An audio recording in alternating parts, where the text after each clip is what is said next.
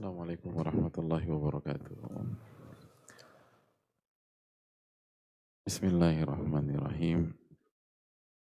Alhamdulillahi rabbil alamin.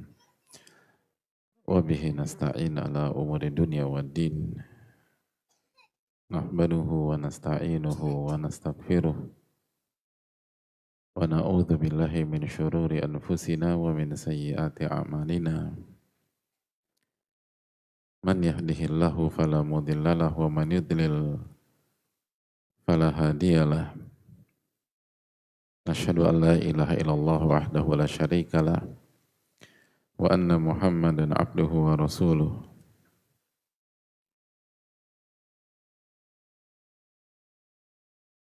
Allahumma inna nas'aluka ilman nafi'a wa na'udzubika min ilmin la yanfa'. Allahumma 'allimna ma yanfa'una wanfa'na bima 'allamtana. Allahumma ansurna wal muslimin khasatan al-madlumina minhum fi Filistin wa fi kulli makan.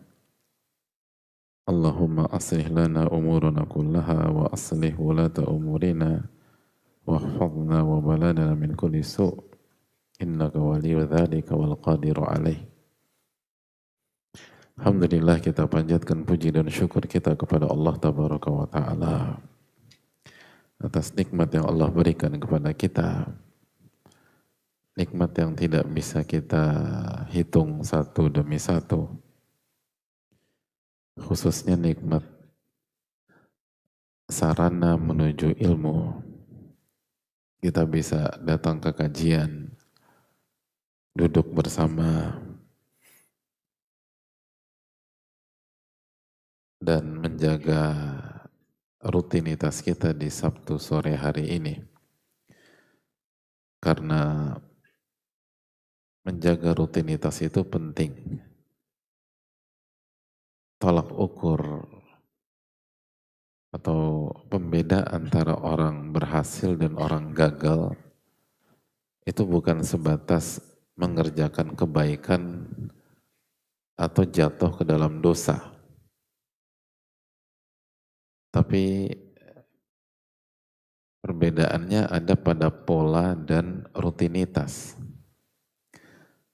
Kalau kita berhasil membangun pola kebaikan dan kita kerjakan ibadah dan amal soleh secara rutin, maka man asya ala syai' mata alaih. Ulama mengatakan seperti yang terdapat dalam tafsir Ibnu Katsir, barang siapa yang hidup dengan pola tertentu maka dia akan wafat di atas pola itu.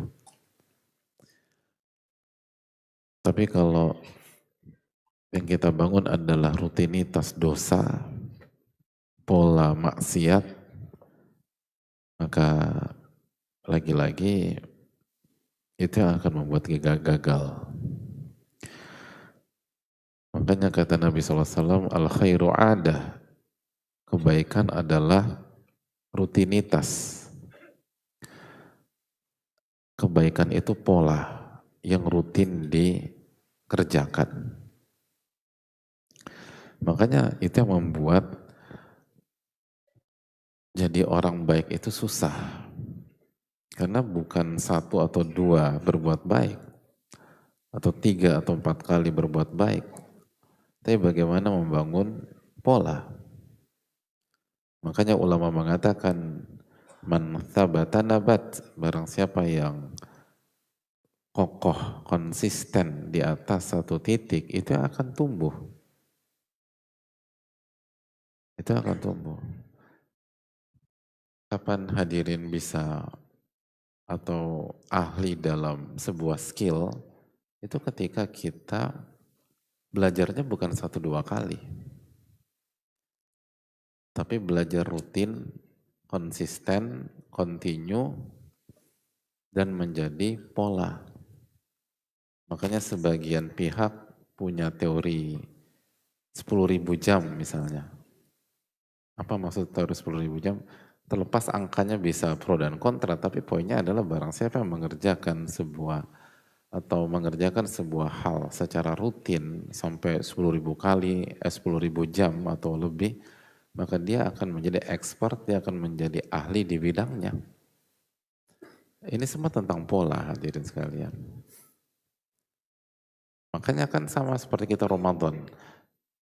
Kalau kita berpikir mencari Lailatul Qadar, fokus kepada malam ganjil, lalu setelah Ramadan kembali maksiat, bisa dipastikan kita nggak akan dapat itu. Karena ciri-ciri orang mendapatkan Lailatul Qadar adalah pola berubah gitu loh. Bukan sebatas nyari di 1-2 malam ganjil lalu setelebihnya Anda bisa bermaksiat. Atau bahkan itu menjadi justifikasi. Mas kenapa mabok lagi? Gue udah punya deposit 10.000 bulan gitu loh. Kemarin gue berhasil itikaf di Masjidil Haram lagi. Jadi ya kalau 11 bulan ke depan gue error bolehlah gitu loh. Kan berantakan kalau cara berpikir demikian. Dengan alasan udah deposit Lailatul Qadar. Bukan demikian. Ini adalah tentang membangun pola. Oleh karena itu sekali lagi pentingnya rutinitas. Makanya kenapa para ulama menjelaskan seperti Az-Zarnuji dan lain sebagainya bahwa keberkahan di antara cara mendapatkan keberkahan ilmu adalah mengkaji kitab sampai selesai. Karena ketika Anda mengkaji kitab secara selesai, Anda sedang membangun pola sadar atau tidak sadar. Berbeda kalau datang ke sini terus pindah lagi, nanti pindah lagi, nanti pindah lagi. Nggak ada pola. Dan itu menjadi masalah serius. Oleh karena itu marilah kita bersyukur kepada Allah Subhanahu wa taala yang telah menjaga diri kita sampai sore hari ini sehingga kita bisa menjaga pola rutin kita di Sabtu sore hari ini. Dan semoga Allah memberikan hidayah kepada kita semua. Dan semoga Allah terima amal ibadah kita dan seluruh pihak yang berada di balik kajian ini. Dan semoga Allah memberikan ilmu nafi kepada kita. Amin ya rabbal alamin. Sebagaimana salawat dan salam semoga tercurah kepada Rasulullah alaihi salatu wassalam serta para keluarga, para sahabat dan orang-orang yang istiqomah berjalan di bawah naungan sunnah beliau sampai hari kiamat kelak. Baik, kita masuk ke materi kita hadirin. Insyaallah ta'ala. Baik, kita kembali ke Tadhkiratus Sami. Karya Ibnu Jama'ah rahimahullahu ta'ala. Dan kita sedang menjelaskan tentang penyakit yang mematikan dan akan membuat perjalanan kita menuntut ilmu itu gagal. Dan kita sedang membahas penyakit yang bernama ujub. Dan ujub sekali lagi adalah penyakit yang punya karakter semakin kita naik kelas semakin besar peluang untuk ujub. Itulah. Semakin kita melangkah dan semakin berkualitas, semakin besar peluang untuk ujub. Gitu.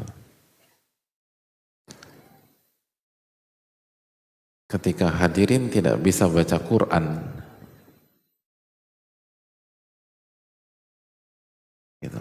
Hadirin nggak bisa baca Quran. Hadirin nggak bisa bedakan mana huruf dal, mana huruf sod. Kebangetan gitu.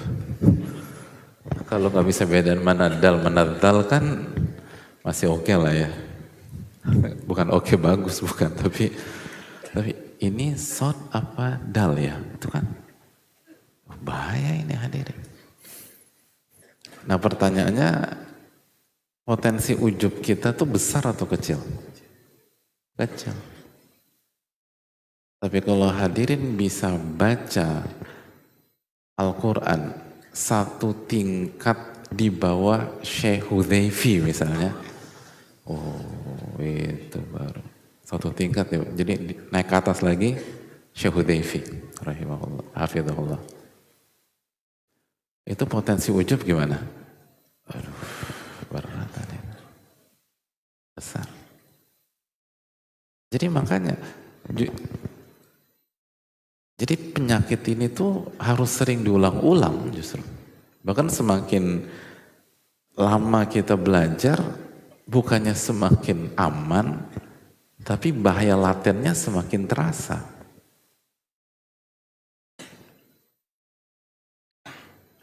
Kalau begitu saya istiqomah jadi junior aja lah Pak Ustadz. Itu opsi, tapi kita kena penyakit lain. Mungkin nggak kena virus ini, tapi kena virus lain. Oleh karena itu hadirin Allah muliakan, dan hidup nggak bisa berhenti. Tidak ada opsi kecuali jalan terus. Kullu nasi yagdu, kata Nabi SAW. Setiap manusia itu akan melangkah maju. Dan semua demikian.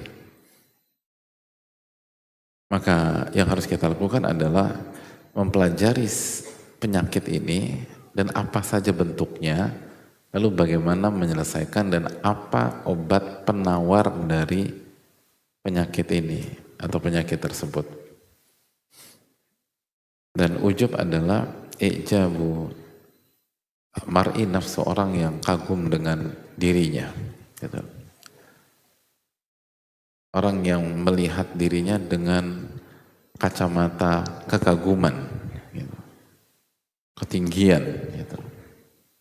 Padahal sebagai hamba Allah kita disuruh untuk melihat diri kita dengan kacamata kerendahan. Bukan minder, tapi kerendahan. Karena kita hamba. Dan hamba nggak punya nilai tawar. Hamba tidak punya nilai tawar. Makanya setiap perintah dan larangan opsinya cuman sami'na wa ata'na. Kami dengar dan kami patuh. Dan itulah simbol dari kerendahan. Sami'na wa ata'na. Itu yang Allah firmankan dalam surat An-Nur ayat 51. Innama kana qaulal mu'minin idza du'u ila Allahi wa rasulihi liyahkuma bainahum an yaqulu sami'na wa ata'na. Sesungguhnya respon atau feedback dari orang-orang yang beriman ketika diajak kepada Allah dan Rasulnya agar Rasul menetapkan keputusan di tengah-tengah mereka, maka opsi respon hanya satu, sami'na wa ata'na. Oleh karena itu ayat itu dimulai dengan kata innama. Innama dalam ilmu balaghah ada wat apa? Siapa yang belajar balaghah? Ada watul hasar dan qasar. Oke. Artinya gak ada opsi lain, cuman itu aja satu-satunya. Nah ini yang harus dibangun hadirin. Makanya sekali lagi pentingnya adab sebelum ilmu itu. Sebelum Anda ketemu dengan berbagai macam hukum, kita harus clear dulu, kita harus sepakat dulu bahwa kita tidak punya nilai tawar di hadapan Allah Subhanahu wa taala. Kita adalah hamba. Kita itu rendah. Karena semakin orang merasa dirinya tinggi dan semakin terpukau dengan dirinya, semakin merasa punya nilai tawar, dan itu merepotkan ke depan. Gitu. Ribet, orang tuh kalau udah merasa diri tinggi itu susah dan nggak mau diatur, nggak mau nurut, dan kalau itu nanti berkelit ke sana, berkelit ke sini dan seterusnya. Makanya ini yang perlu didudukkan, dan ini tidak bisa dipisahkan dengan tauhid, gitu loh. Karena diantara hakikat tauhid adalah merendah serendah-rendahnya di hadapan Rabbul Alamin. Dan tunduk setunduk-tunduknya. Semoga Allah memberikan taufik kepada kita untuk bisa mewujudkan hal tersebut. Amin ya rabbal alamin. Hadirin Allah muliakan. Dan kita sudah masuk ke bentuk ujub keberapa? Keenam ya, keenam. Kita masuk ke bentuk ketujuh.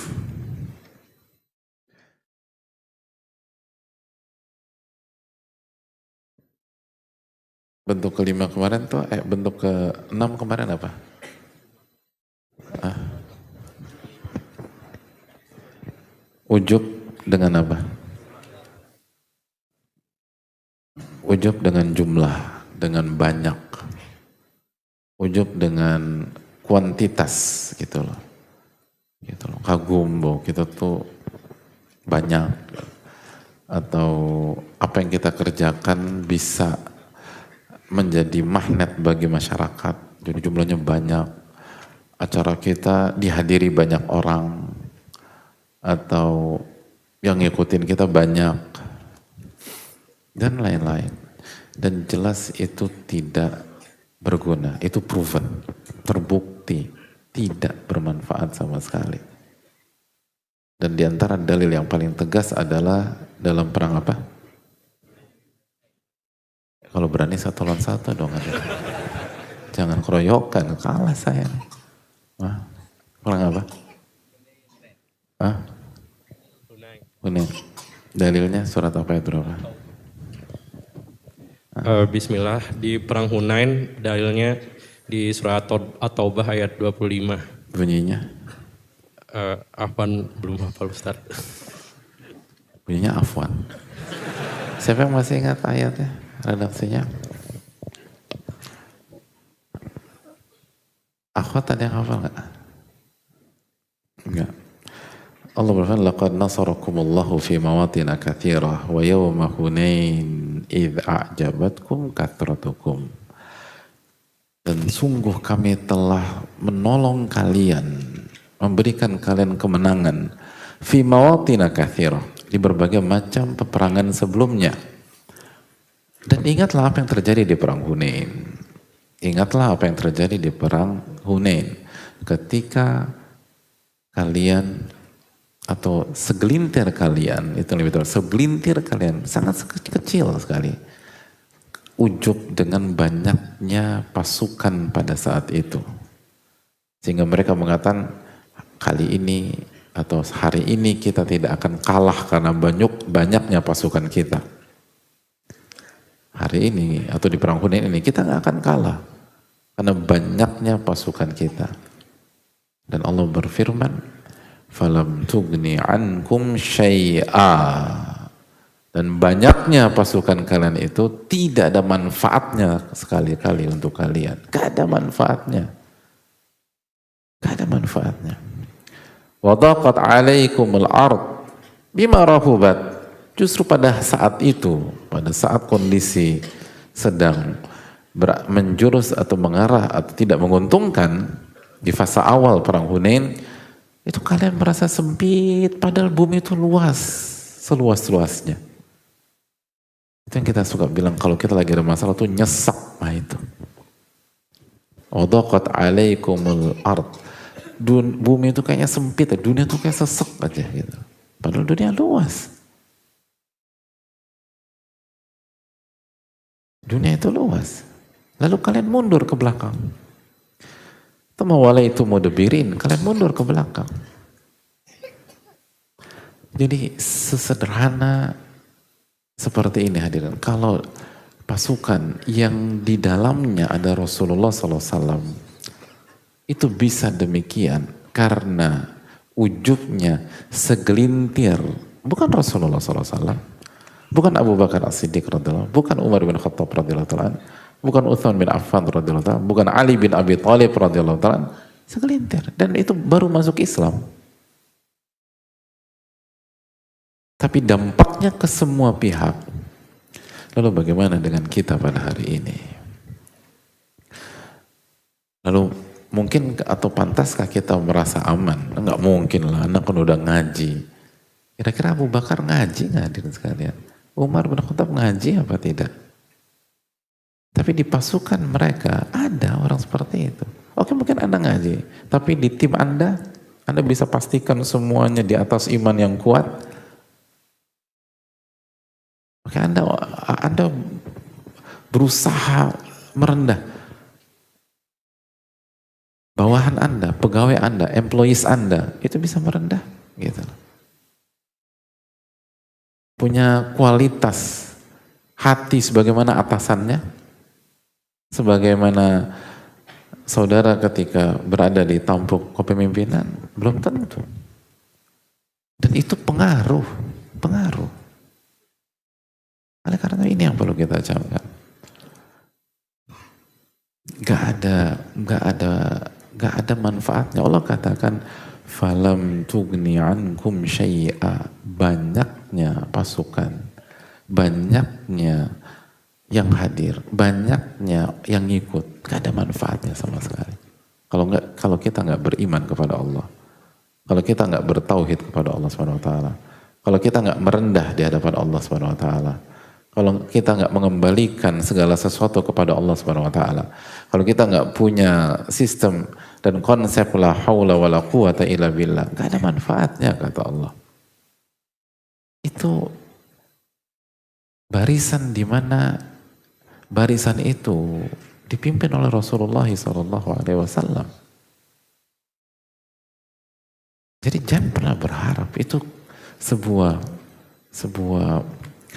blunder besar ketika kita berpikir kita akan solid ketika kita banyak. Enggak. Kita akan solid kalau kita ditolong oleh Allah. Bukan ketika kita banyak.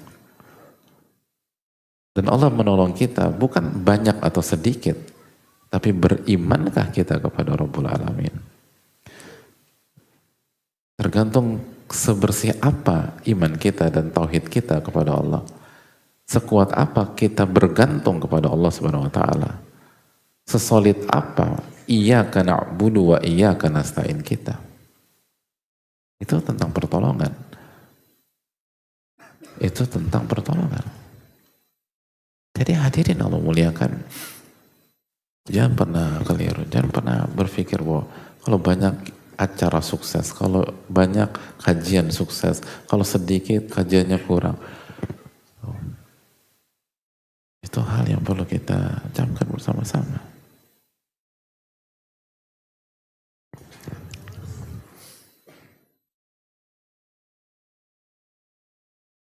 Sebagian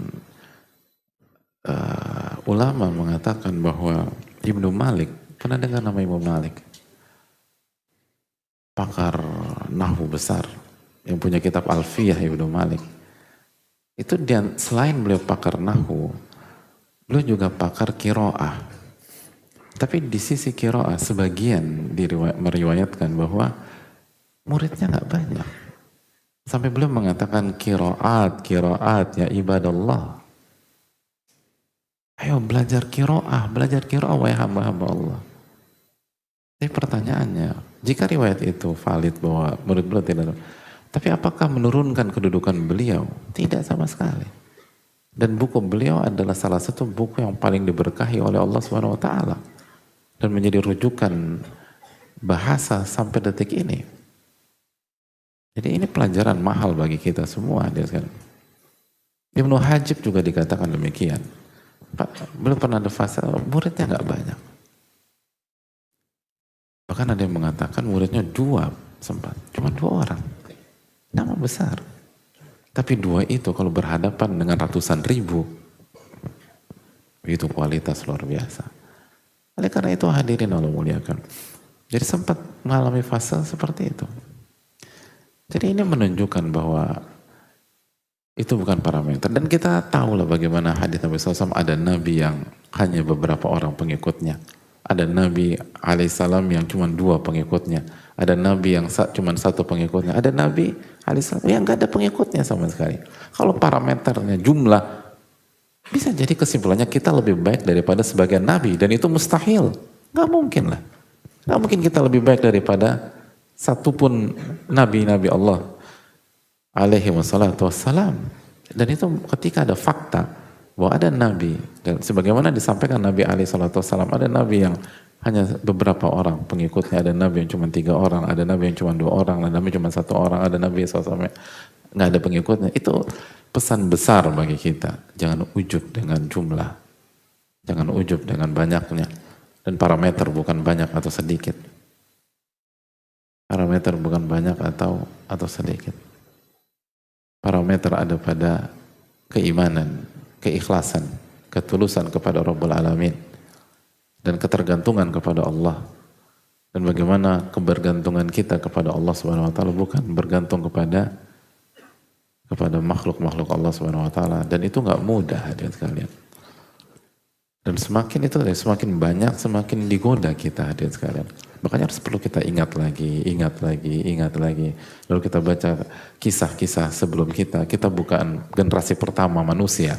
Sebelum kita ada banyak contoh dan ada banyak teladan, dan sekali lagi pola tidak akan berubah. Falan tajida li sunnatillahi tabdila. Allah berfirman bahwa pola Allah itu nggak berubah. Pola akan sama. Sebagaimana di zaman dulu atau di umat-umat sebelumnya, bahwa falam tughni ankum syai'a, bahwa kebanyaknya itu tidak memberikan manfaat kepada Anda kalau Allah sudah tidak tolong. Begitu juga pada hari ini. Dan ingat, ujub adalah sebab Allah tidak menolong kita. Ujub adalah sebab Allah tidak memberikan taufik kepada kita. Ujub adalah sebab Allah nggak memberikan hidayah kepada kita. Masih ingat surat apa, ayat berapa hadirin? Langsung aja. Siapa yang bilang tadi di belakang? Tadi kok saya ada dengar suara di samping kiri? Nggak ada ya? Oh, ya. Jazakallahu khairan. Akhwat, ada yang tahu surat berapa, ayat berapa? Masih ingat?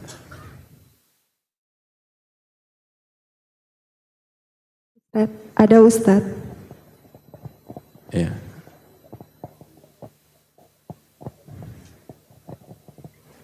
Al-A'raf ayat 144. Iya, Allah jazakallahu khairan. Sa'asrifu an ayati alladzina yatakabbaruna fil ardi bighairil haqq. Aku akan palingkan ayat-ayatku dari orang-orang yang menyombongkan diri. Dan kita tahu bahwa sombong adalah nama lain dari ujub, sebagaimana kita sudah bahas ujub secara bahasa. Wa iyyaraw kulla ayatin la yu'minu biha. Walaupun mereka melihat seluruh ayat-ayat Allah, mereka nggak akan beriman. Allah palingkan dia dari hidayah. Wa iyyaraw sabila rusydi la yattakhidhuhu sabila. Walaupun dia melihat jalan kebaikan atau jalan petunjuk, nggak akan lewati jalan tersebut. Dia akan pilih jalan itu. Nggak akan pilih. Allah cabut hidayah. Wa iyyaraw sabilal ghayy yattakhidhuhu sabila. Sebaliknya, begitu dia melihat jalan kesesatan, maka dia akan memilih jalan tersebut sebagai jalan hidupnya. Na'udzubillah thumma na'udzubillah. Na'udzubillah thumma na'udzubillah.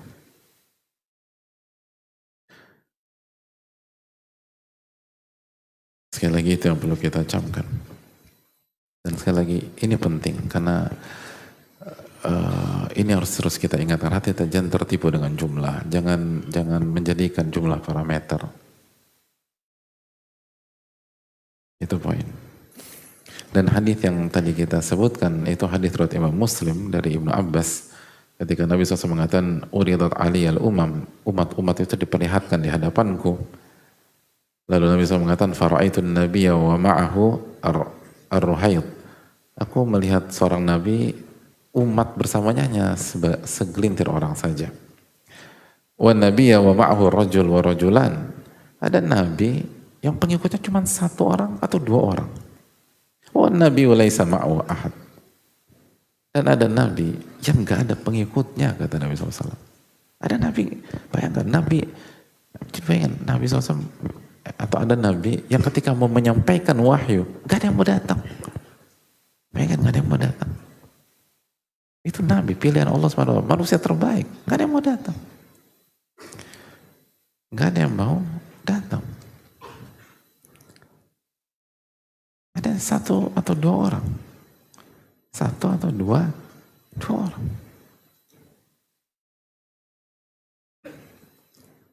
Jadi itu yang menjadi renungan. Ruhaid itu rahat apa ya, ismu tasgir ya, rahat berapa? 3 sampai 9 kurang lebih. Atau 10 atau di bawah 10. Jadi 3, 4, 5 itu Nabi. Ada Nabi jamaah cuma 3 atau 4 atau 5 atau 6. Jadi kalau parameternya jumlah, berarti kan misalnya nih, majelis kita lebih baik daripada Nabi. Enggak, mungkin nggak? Mungkin lagi. Siapa yang bilang mungkin tadi? Gak mungkin lah. Ya Allah, itu udah ujub, udah jelas. Na'udzubillah. Saya bukan ujub Pak Ustaz, saya ngantuk. Jadi nggak kedengeran tadi Ustaz bilang apa gitu. Jadi saya ngangguk-ngangguk aja lah. Jadi hadirin nggak mungkin lah. Ini harus membuat kita. Jadi baca hadis seperti itu kita harus mikir gitu loh. Nggak mungkin. Nggak mungkin demikian. Jadi jangan tertipu. Jangan berpikir bahwa ini adalah tanda pas ya. Nah, belum tentu. Belum tentu. Dan perjalanan kehidupan manusia panjang hadirin. Itu tadi. Panjang. Jadi itu yang perlu kita renungkan. Itu yang ke-6. Kita lanjutkan yang ke-7. Yang ke-7 al-ujub bil mal, kama akhbara ta'ala an dhalikal kafir idh qala ana aktsaru minka mala wa azzu nafara. Dalam surat Al-Kahfi. Yang 7 adalah ujub dengan harta. Dan kita ini juga salah satu bahaya laten kita. Ujub dengan harta. Jadi kita kagum dengan diri kita, merasa diri kita hebat, berhasil, sukses karena kita banyak uang, kita udah kaya, kita punya segala macam. Merasa diri kita lebih tinggi daripada orang lain, terpukau dengan kesuksesan kita karena kita banyak uang.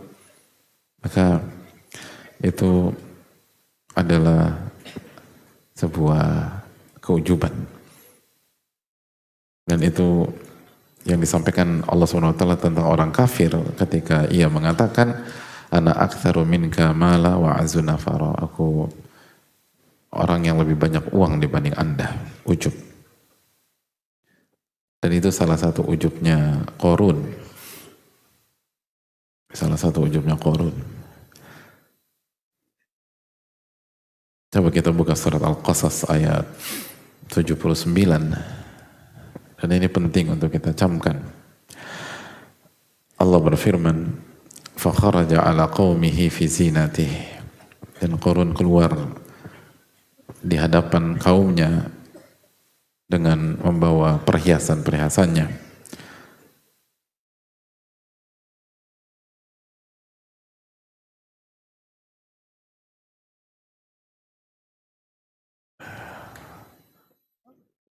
Lalu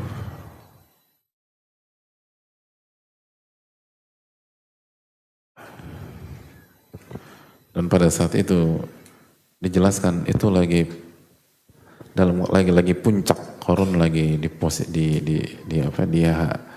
momen puncak dia, puncak kesuksesan.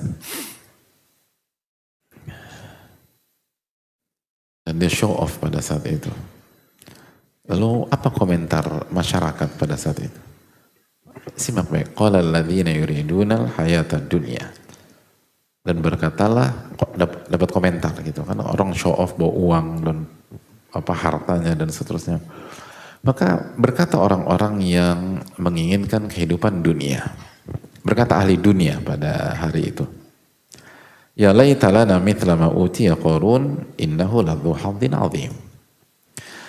Duhai, andai saja kita punya apa yang didapatkan oleh Qarun, kita punya uang seperti Qarun gitu.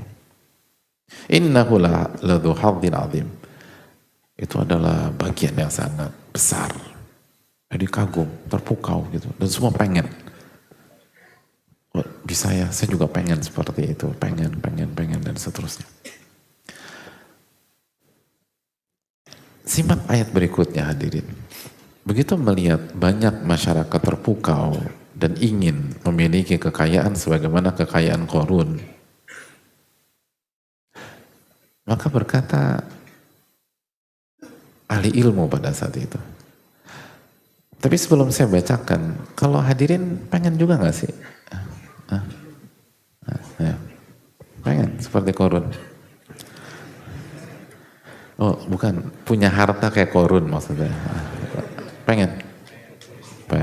Hai Allah. Jadi coba kita renungkan ya, kalau kita ada di hari itu, kira-kira kita di kontingen yang mana ya, begitu. Wa qala alladziina utul ilma, berkata orang-orang yang punya ilmu, orang-orang yang berilmu. Wailakum, celaka kalian. Kok begitu kalian ini? Thawabullahi khairun liman amanu wa amila salihan wa la yulaqqaha illa sabirun. Celaka kalian. Ganjaran dari Allah bagi orang yang beriman dan beramal soleh itu lebih baik, lebih besar, lebih mahal, lebih berkelas bagi orang yang beriman dan beramal soleh. Wala yulaqqaha illa sabirun, dan enggak ada yang mendapatkannya kecuali orang-orang yang sabar. Hadirin Allah muliakan. Jadi dikritik sama ulama pada hari itu. Orang-orang yang punya ilmu. Pelajaran menarik yang bisa kita petik dari hari tersebut dan bagaimana Allah Subhanahu wa taala menceritakan kejadian di hari Qarun show off dan ujub dengan hartanya. Jelas dia ujub karena dia mengatakan inna utitu ala ilmin indi, saya mendapatkan itu gara-gara ilmu saya. Allah Subhanahu wa taala menjelaskan kepada kita dari dua ayat ini potret dalam kehidupan bermasyarakat. Bagaimana secara umum terbagi menjadi dua kontingen, dua kelompok. Kelompok pertama adalah ahli dunia. Ahli dunia. Dan ciri khasnya ahli dunia itu selalu melihat sesuatu dari sisi kasat mata, dari sisi material, dari sisi tangible, dari sisi hal-hal yang kelihatan gitu loh.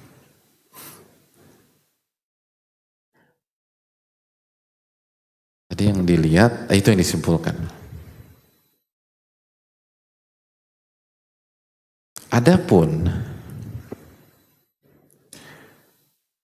ahli ilmu, dan seharusnya ini adalah karakter penuntut ilmu atau orang-orang yang belajar,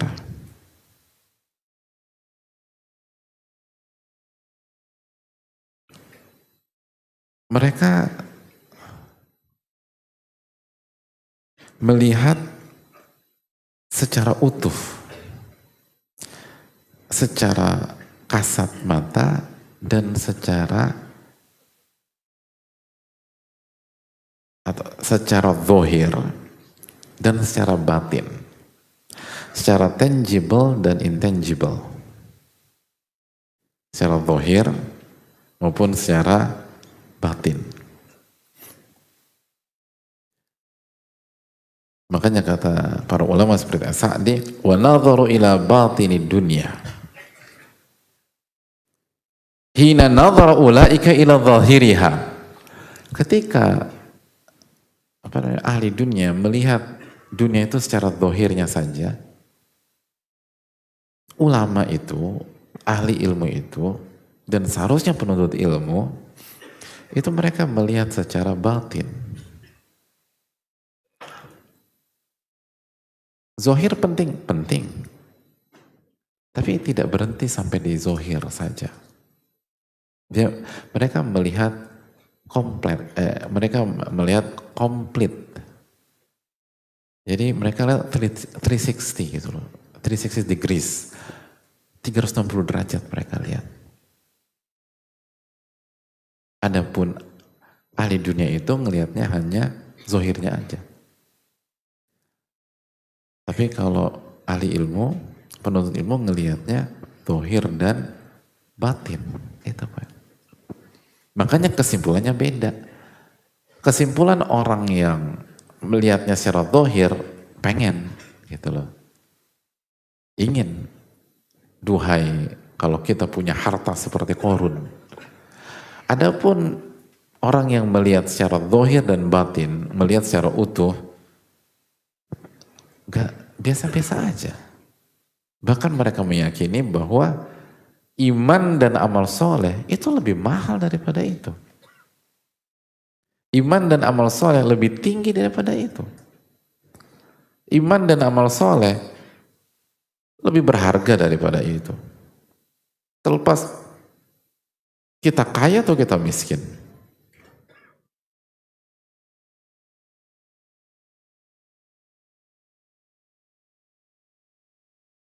Dan itu kesimpulan yang luar biasa.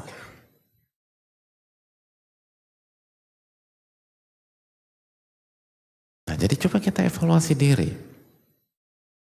Mungkin kita sudah hijrah secara penampilan, tapi cara berpikir kita, apakah sudah seperti seorang penuntut ilmu yang bisa melihat zahir dan batin, atau masih sama seperti dulu yang menilai sesuatu hanya secara zahir saja, dan kita jadi lemah, dan kita gampang terprovokasi dan gampang menginginkan apa yang dimiliki oleh pihak lain. Padahal belum tentu demikian. Itu kan secara zahir yang Anda lihat. Emang Anda tahu di balik itu ada apa?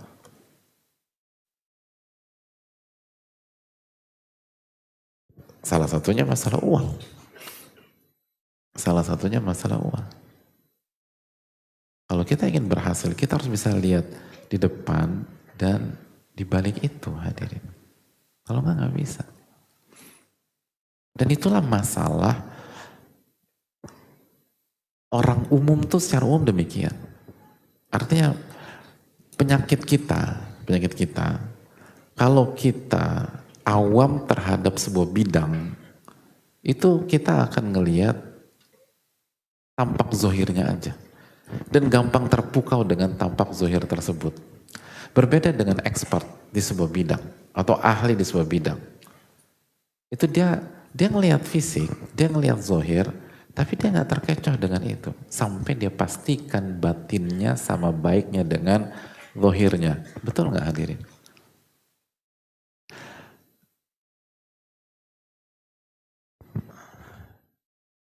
Kalau kita orang awam dalam dunia otomotif, dalam dunia mobil, lalu kita ingin beli mobil second misalnya, dan kita pergi survei mobil itu sendirian,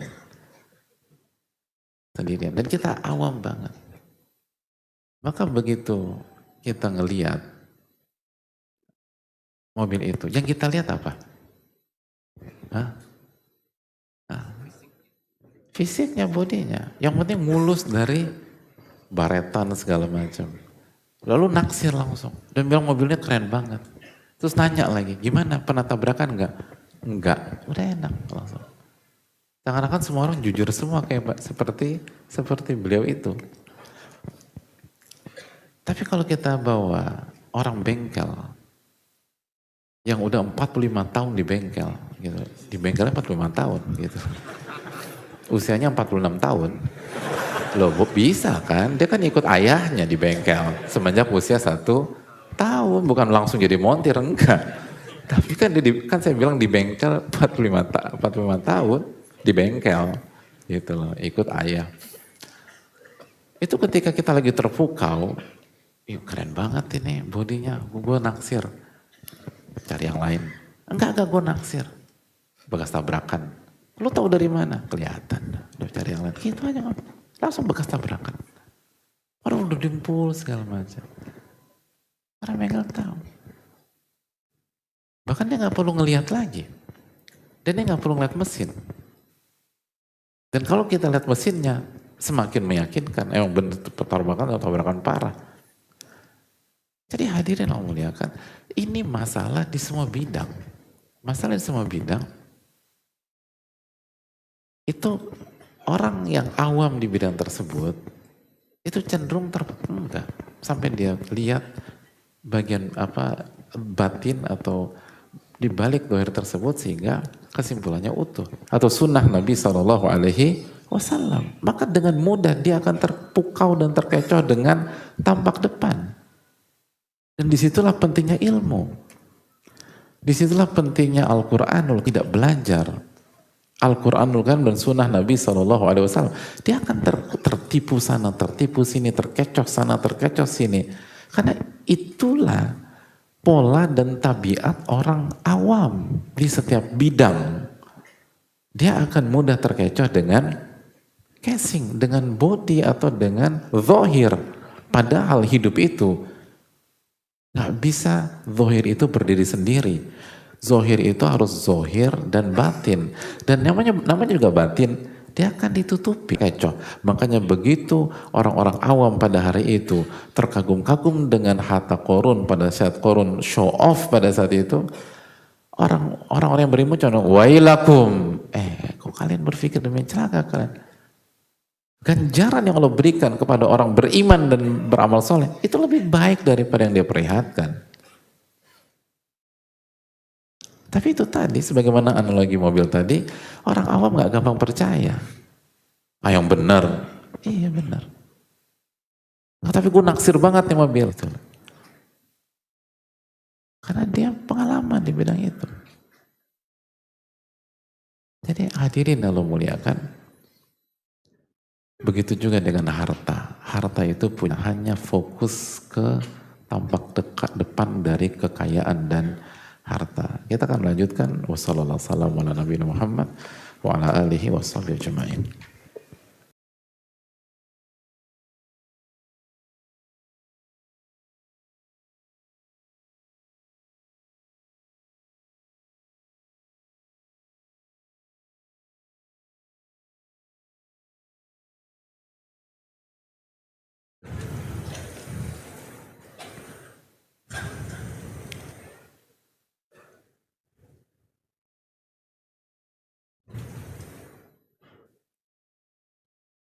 Assalamualaikum warahmatullahi wabarakatuh. Bismillahirrahmanirrahim. Alhamdulillahi rabbil alamin. Wa bihi nasta'in ala umuri dunya wad din. Wassalatu wassalamu ala asyrafil anbiya wal mursalin wa ala alihi wa sahbihi wa man sara ala nahjihi bi ihsanin ila yaumil wa ba'd. Allahumma inna nas'aluka ilman nafi'an wa na'udzubika min ilmin la yanfa'.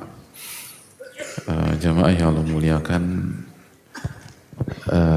di antara ujub adalah ujub dengan harta, dan ini bukan hal yang mengejutkan karena memang harta salah satu simbol kesuksesan, keberhasilan, ketinggian harkat dan martabat manusia. Namun sebagaimana yang tadi kita sudah bahas, bahwa para ulama, para penuntut ilmu dan kita menjadi atau kita dituntut untuk melihat harta atau seluruh objek itu dengan dua sisi, bukan hanya dari sisi positif tapi juga dari sisi yang lain. Bukan hanya secara zahir, tetapi secara batin. Dan berkaitan dengan harta, cukuplah Allah berfirman, innama amwalukum wa auladukum fitnah. Wallahu indahu ajrun azim. Sesungguhnya harta kalian dan anak-anak kalian adalah fitnah, adalah ujian. Dan di sisi Allah lah dan di sisi Allah lah ganjaran yang sangat besar. Artinya memang harta sangat membantu dan memperlancar segala urusan kita. Tapi ada sisi lain dari harta, dan itu yang berfirman adalah yang menciptakan harta, yaitu harta adalah fitnah atau ujian. Dan fitnah harta tidak mudah, hadirin sekalian. Fitnah harta tidak mudah.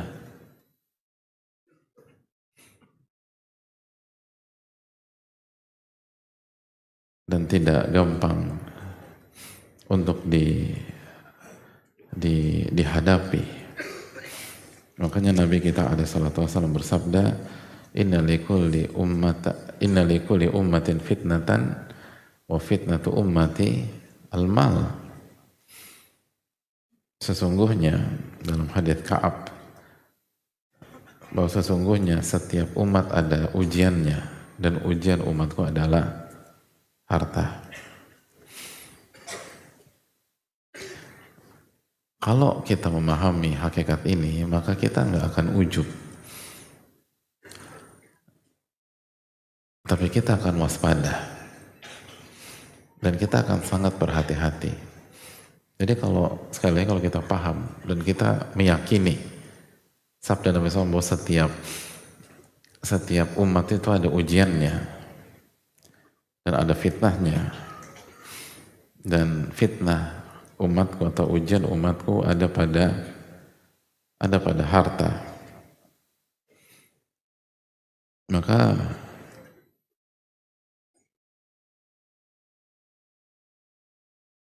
sekali lagi, kalau kita punya 100.000, berarti 100.000 itu apa? Ujian. Kalau uang kita nambah jadi 1 juta, berarti 1 juta itu ujian. Lebih berat mana? Ujian 100.000 atau 1 juta? 1 juta. Kalau kita dapat uang lagi jadi 10 juta, 10 juta itu apa? Ujian. Lebih berat mana? Ujian 10 juta atau 1 juta? Kalau kita dapat tambahan uang lagi jadi 50 juta, 50 juta itu semakin sedikit yang bilang ujian ya. Kalau 100.000 itu banyak, ujian Ustaz. Tapi pas 50 juta, ujian. Gimana, 50 juta ujian bukan hadir? Ujian. Lebih berat mana? Ujian 50 juta atau 10 juta? 50 juta. Lalu kita dapat uang lagi 100 juta. Itu ujian atau tidak? Ujian. Lebih berat mana? Ujian 100 juta atau 50 juta? Oke. Dan kalau hadirin dikasih pilihan, lebih baik punya 10 juta atau 100 juta?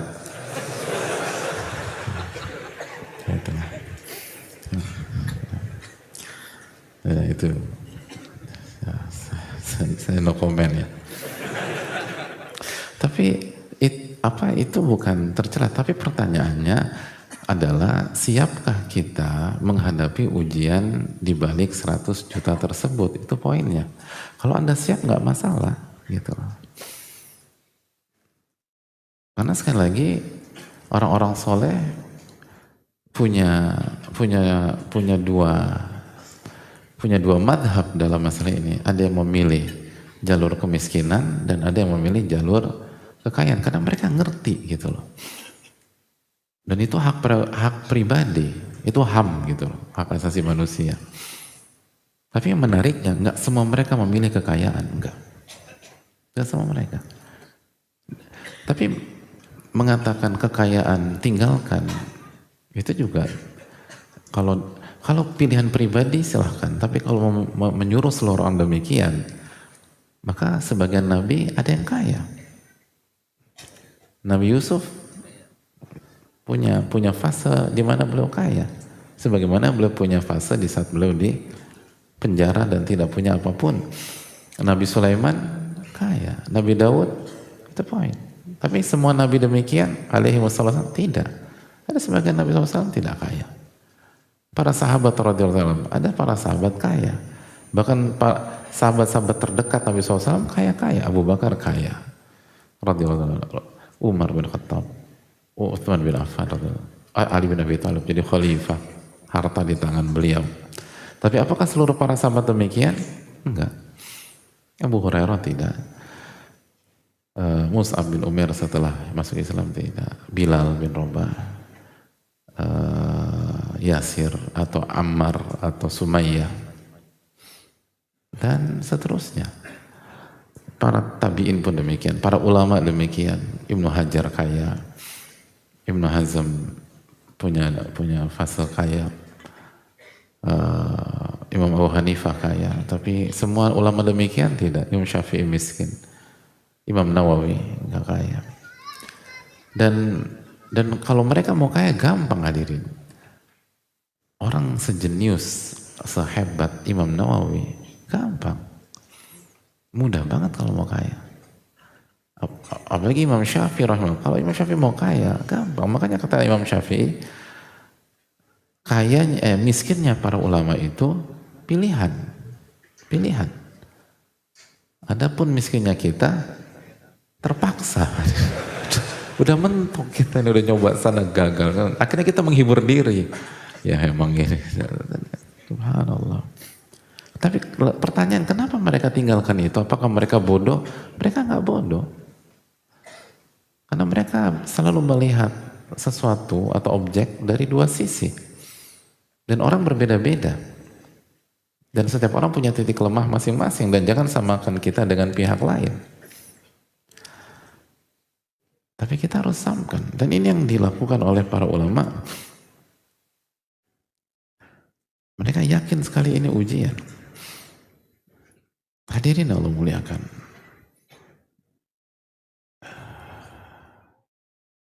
Ada sebuah kalimat yang menarik yang disampaikan oleh Umar bin Khattab radhiyallahu ta'ala anhu. Diriwayatkan bahwa beliau mengucap atau diriwayatkan beliau menyampaikan hal ini, dan riwayat ini dibawakan oleh Ibn Abi Dunya, nama ulama yang sangat ma'ruf, sangat terkenal. Mari kita simak Ibn Abbas pernah menyampaikan, diriwayatkan beliau menyampaikan, da'ani Umar bin Khattab radhiyallahu ta'ala anhu. Aku dipanggil oleh Umar bin Khattab radhiyallahu ta'ala anhu ketika Umar bin Khattab jadi khalifah, hadirin. Beliau panggil Ibn Abbas. Fa'ataituhu baina yadayhi nit'un 'alaihi adh-dhahabu mabthura bathran. Lalu ketika aku mendatangi beliau, di hadapan beliau ada harta yang sangat besar, emas besar dengan jumlah yang banyak.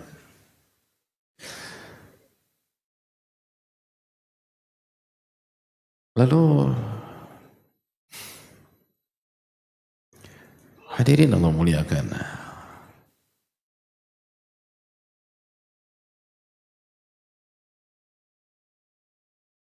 singkat cerita,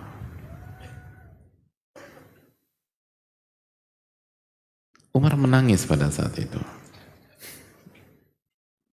Dikisahkan beliau menangis.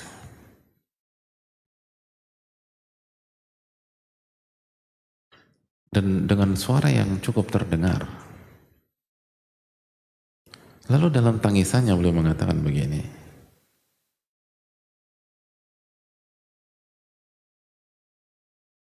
walladzi nafsi biyadih, demi Allah. Coba antum renungkan ucapan ini. Demi Allah yang jiwaku berada di dalam genggamannya. Ma habasallahu hadza an nabi sallallahu alaihi wasallam wa an Abi Bakar li syarrin lahuma wa a'tahu Umar iradatal khairi lahu.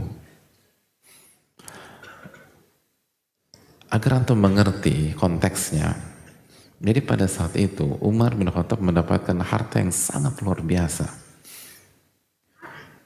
dengan nominal yang belum pernah didapatkan sebelumnya. Karena kita tahu di masa kekhilafan Umar itu memang kesejahteraan luar biasa dan belum pernah terjadi sebelumnya. Maka beliau menangis dan beliau mengatakan bahwa demi Allah, Allah tidaklah menahan harta ini untuk Rasulullah SAW dan untuk Abu Bakar As-Siddiq radhiyallahu ta'ala an, karena Allah ingin keburukan bagi beliau berdua. Lalu Allah berikan ini ke saya untuk menunjukkan atau dengan tujuan kebaikan untuk diri saya. Jadi dalam tangisnya beliau mengatakan, demi Allah, Allah tidaklah menahan harta ini ke Nabi SAW dan kepada Abu Bakar Siddiq untuk tujuan keburukan kepada mereka. Dan Allah tidak memberikan harta ini kepada Umar untuk menunjukkan bahwa Umar lebih baik daripada mereka berdua. Artinya ini bukan tanda kebaikan. Karena kalau ini tanda kebaikan, maka bisa disimpulkan pencapaian Umar lebih tinggi daripada sebelumnya. Dan siapa sebelumnya? Rasulullah SAW dan Abu Bakar. Jadi nggak mungkin ini. Ini fitnah, kata beliau. Allah tidak kasih ini ke Nabi SAW dan kepada Abu Bakar. Dipastikan bukan karena saya lebih baik daripada mereka. Enggak. Dan saya mendapatkan ini dengan pencapaian yang belum pernah terjadi sebelumnya, bukan karena ini kebaikan untuk saya, tidak, tapi innama amwalukum wa auladukum fitnah. Sesungguhnya harta kalian dan anak-anak kalian adalah ujian. Karena kalau ini tolak ukur kebaikan, maka bisa jadi kesimpulannya saya lebih baik daripada sebelum-sebelum saya, dan itu mustahil, nggak mungkin. Jadi pasti ketika Allah menahan harta ini ke Nabi SAW, ke Abu Bakar, pasti bukan tujuan buruk. Pasti untuk tujuan baik, karena mereka lebih baik daripada saya. Gak mungkin. Jadi tidak pencapaian seperti ini itu bukan karena saya lebih baik dan saya berhasil, saya hebat dan seterusnya, tidak. Tapi ini untuk menguji saya. Untuk menguji saya. Dan Umar nangis, hadirin sekalian. Karena nggak mungkin saya lebih baik daripada Nabi SAW. Dan saya tidak lebih baik daripada Abu Bakar. Abu Bakar di atas saya. Ketika mereka nggak mendapatkan pencapaian harta seperti ini, itu menunjukkan bahwa parameter bukan harta. Itu kata beliau. Dan harta ini datang ke saya bukan sebagai bukti dan bukan sebagai reward penghargaan bagi saya dari Allah, bukan. Tapi ini jelas ujian. Clear ujian, kata beliau. Dan beliau bicara itu dalam tangisannya, pertanyaannya. Siapa di antara kita berpikir demikian? Hijrah itu bukan hanya penampilan, hadirin. Tapi hijrah juga pola pikir. Ketika kita mengatakan mengikuti Nabi SAW dan para sahabat, ini pola pikir para sahabat. Ini keyakinan mereka. Dan mereka buktikan ketika mereka belajar inna likulli ummatin fitnatun wa fitnatu ummati mal, sesungguhnya setiap umat itu ada fitnah dan fitnah umatku adalah harta. Itu bisa seperti itu mereka bersikap. Ini real loh, ini bukan basa-basi. Ini bukan joke, ini bukan ini. Dan Umar sedang di atas pada saat itu. Sedang di atas.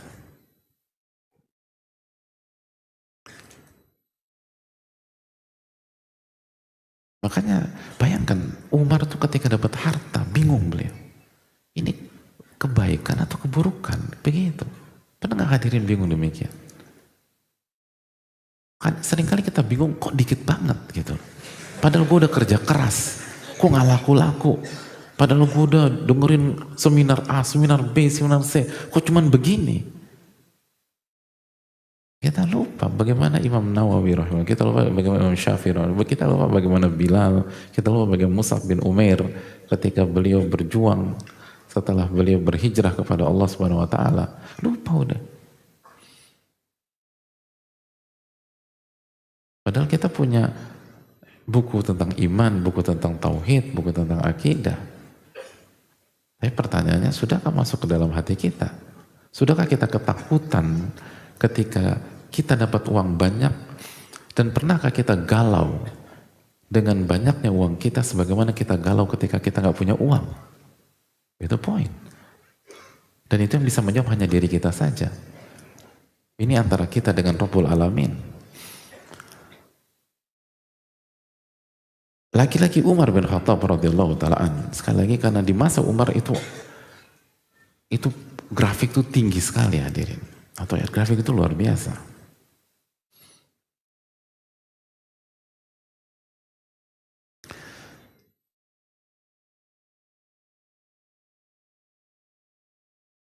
Dari Miswar bin Makhramah, beliau menyampaikan, dan kembali riwayat ini dibawakan oleh Imam Ibn Abi Dunya rahimahullah.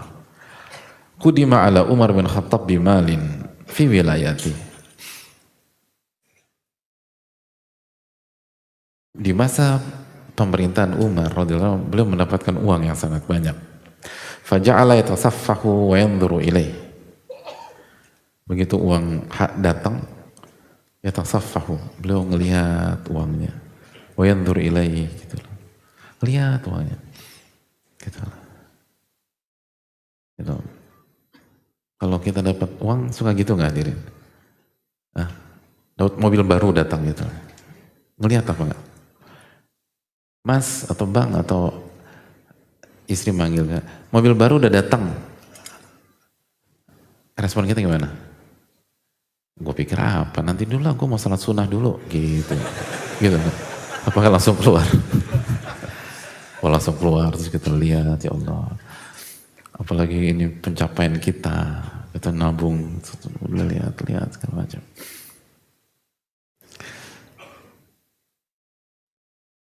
Sampai titik ini sama mungkin dengan Umar. Masya Allah ya. Umar begitu uang datang ngelihat. Fahamalat ainahu dumu'an fabaka. Lalu Umar menangis. Hadirin nangis nggak waktu itu? Nangis. Akhirnya bisa kebeli. Gitu. Akhirnya gue sukses. Gitu. Jangan-jangan saya titisan Umar Pak Ustaz. Sabar. Tenang dulu.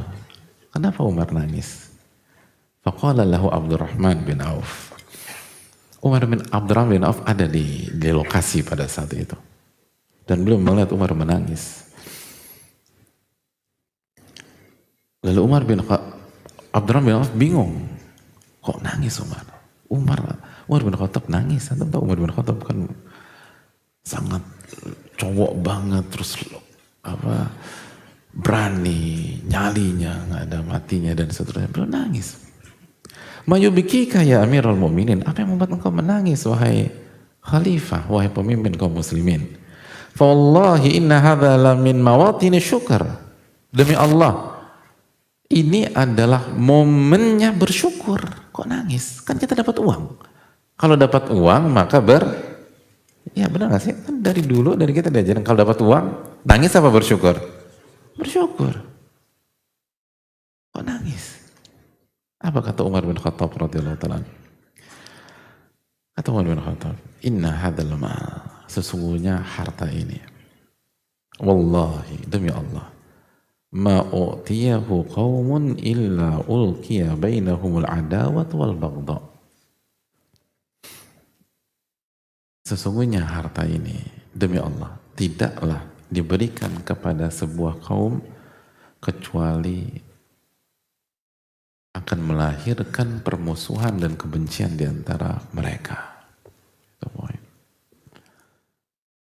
Tidaklah harta ini ada di sebuah kaum kecuali akan menimbulkan kebencian dan permusuhan di antara mereka. Lihat Umar bin Khattab.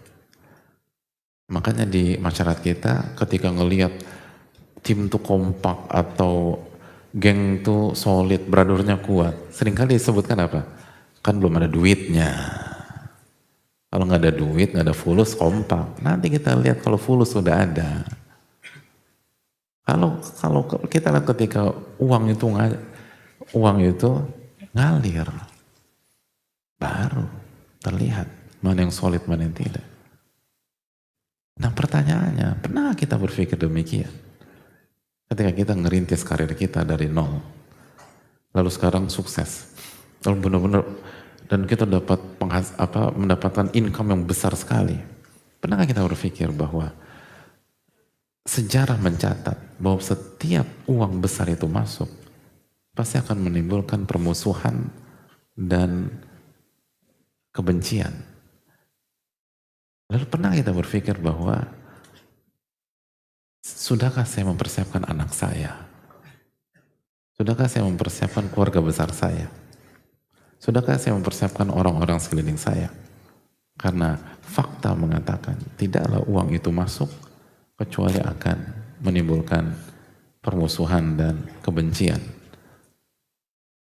Maka dari sini kita lihat bagaimana orang-orang besar itu tidak punya ruang untuk ujub ketika mendapatkan harta.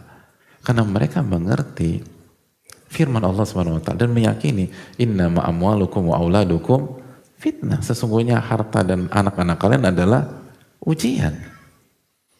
Dan fakta menjelaskan di mana-mana demikian. Gitu. Saya ingin tanya, potensi keluarga besar pecah tuh biasanya pas kapan? Warisan. Yang warisannya berapa? 2.000 rupiah? 2.500? Yang 2.500 hektar baru ribut itu. 2.500 rupiah mana? Ikhlas. buat kamu aja, buat biaya sekolah. 2.500 rupiah biaya sekolah. Tapi kapan ribut? 2.500 hektar. Gitu. Apalagi di selatan Jakarta. Wow, seru hadirin. Itu kalaupun nggak ribut, dibuat ribut sama pihak lain. Semua tentang itu.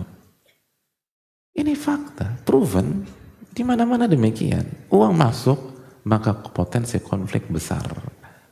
Maka begitu uang masuk ke rumah tangga kita, maka potensi konflik kita dengan istri besar. Uang masuk ke keluarga kita, maka potensi konflik antara kita dengan orang tua atau kita dengan kakak adik besar. Uang masuk dengan jumlah besar, maka potensi konflik di antara anak-anak kita besar. Uang masuk, maka potensi konflik antara anak kita dan sepupunya besar. Dan begitu seterusnya. Nah pertanyaannya, apa persiapan? Apa persiapan kita? Dan yang jadi masalah, mayoritas orang kan nggak mikir ke sana. Mayoritas orang berpikir bagaimana mendapatkan. Jadi berpikir bagaimana mendapatkan, how to achieve, dan seterusnya. Tapi lupa bahwa begitu ini uang masuk, ada konsekuensi yang harus Anda pecahkan dan harus Anda hadapi. Sudahkah Anda berpikir demikian? Sedangkan Rabb Anda subhanahu wa ta'ala berfirman dalam surat At-Taghabun ayat 15, innama amwalukum wa auladukum fitnah. Dan ketika Nabi SAW bersabda, inna likulli ummatin fitnatan wa fitnatu ummati al-mal. Lalu buat kita sendiri, salah satu keterangan sesungguhnya setiap umat ada fitnahnya dan fitnah umatku adalah harta, karena harta memalingkan seseorang dari Allah, membuat orang lupa ibadah, membuat orang lupa beramal soleh, membuat orang lupa berzikir dan seterusnya. Pertanyaannya, sudah siapkah kita menghadapi itu? Sudah siapkah kita menghadapi itu? Kan itu poin. Pada saat kita nggak punya uang sama sekali, bisa jadi itu yang menyelamatkan kita dari maksiat. Itu bisa jadi. Bisa jadi itu yang menyelamatkan dari berbagai macam maksiat. Dari hiburan-hiburan yang haram. Kenapa? Nggak ada duit. Dari judi, kenapa? Nggak bisa masang, nggak ada duitnya. Dari zina, kenapa? Iya nggak ada yang mau sama kita. Simple. Jadi bukan karena kita bertakwa, nggak ada yang mau sama kita. Misalnya gitu. Ya benar nggak ada fulus gimana. Tapi kalau hadirin punya 75 M, nggak perlu ini datang hadirin, gitu lah. Dan demikian. Nah pertanyaan, sudah siap belum mendapatkan ancaman-ancaman tersebut? Kalau nggak ada fulus, kita mau ngundang juga nggak ada. Ada fulus, kita nggak undang pada datang satu-satu. Gitu lah. Kalau hadirin punya gula, itu semut datang hadirin. Semut datang. Nah siapa ngadepin semut-semut itu? Nah mayoritas kita kan gak mikir ke sana. Hanya berpikir bagaimana jadi orang sukses. Tapi lupa bahwa begitu Anda sukses, Anda akan berhadapan dengan ujian yang lebih kompleks, lebih ribet, lebih jelimet. Makanya banyak orang mengatakan bahwa uang itu merubah seseorang. Pernah dengar tidak? Uang itu merubah seseorang. Perlu direnungkan loh hadirin. Mana yang lebih tepat? Uang itu merubah seseorang atau uang menyingkap seseorang? Ujian itu tidak merubah hadirin. Ujian itu menyingkap. Seberapa matang persiapan Anda sebelum ujian, itu ujian. Ujian fisika itu nggak merubah kita. Dari yang awalnya gini tiba-tiba langsung jadi Einstein tuh enggak. Ujian fisika itu menyingkap. Ternyata persiapan kita selama ini matang. Atau sebaliknya. Ternyata persiapan kita selama ini berantakan. Ujian menyingkap, bukan merubah. Nah pertanyaannya, sekuat apa, sudah seperti apa kita persiapan menghadapi itu? Jadi kalau kita memahami ini, ruang untuk ujub gak ada hadirin. Karena kita khawatir bahwa Allah menguji kita dengan lihat. Makanya gak bisa dilepaskan dengan tauhid. Orang kalau tauhidnya lemah, berantakan dengan uang. Lihat Umar bin Khattab. Lihat, begitu uang datang, yang dia ingat langsung tauhid. Yang aktif, itu tauhidnya Umar bin Khattab. Langsung berpikir, kalau ini adalah reward, yang paling pantas mendapatkan ini Nabi SAW dan Abu Bakar Siddiq. Kok mereka gak dapat? Ini kan aneh, kok mereka gak dapat? Berarti ini bukan reward. Ini bukan penghargaan. Ini bukan hasil jerih payah saya, bukan. Ini Allah kasih ujian. Dan ujian ini sangat berat. Kan begitu. Lihat bagaimana Umar bin Khattab benar-benar menunjukkan bagaimana beliau menjadi ahli tauhid dan memahami hakikat tersebut. Dan kita harus meneladani mereka. Itu yang perlu kita camkan. Sudah masuk waktu Isya. Dan sekali lagi, disinilah pentingnya ilmu. Disinilah mendengarkan keterangan para ulama. Disinilah pentingnya kita dengar langsung dari nama-nama terbaik. Dari generasi terbaik. Dan di sini kita tahu bagaimana generasi terbaik benar-benar tauhidnya itu real. Dan teruji. Dikasih harta begitu banyak, bukannya senang, nangis Umar bin Khattab. Dan ini menjadi tantangan bagi kita. Dan menunjukkan, lihat bagaimana orang-orang saleh dulu tidak ada ujub-ujubnya dengan harta, padahal mereka punya semua. Umar bin Khattab punya semua. Beliau ngebuka Palestina hadirin. Itu kurang solid apa? Kurang kuat apa? Dan harta sangat banyak. Ujub? Enggak. Justru ketika beliau buka Palestina, beliau nyeker. Apakah kebiasaan beliau nyeker? Enggak juga. Dan beliau tahu hadis Nabi SAW. Ketika Nabi SAW ditanya tentang orang yang memakai pakaian bagus dan memakai sepatu sandal yang bagus. Apa kata Nabi SAW? Innallaha jamil yuhibbul jamal. Allah itu maha indah dan suka dengan keindahan. Lalu tapi kenapa beliau nyeker ketika buka Baitul Maqdis? Menunjukkan bahwa pembukaan itu bukan untuk diujubkan, tapi untuk merendah di hadapan Rabbul Alamin. Itu yang harus dibangun. Dan itu fungsinya kita belajar.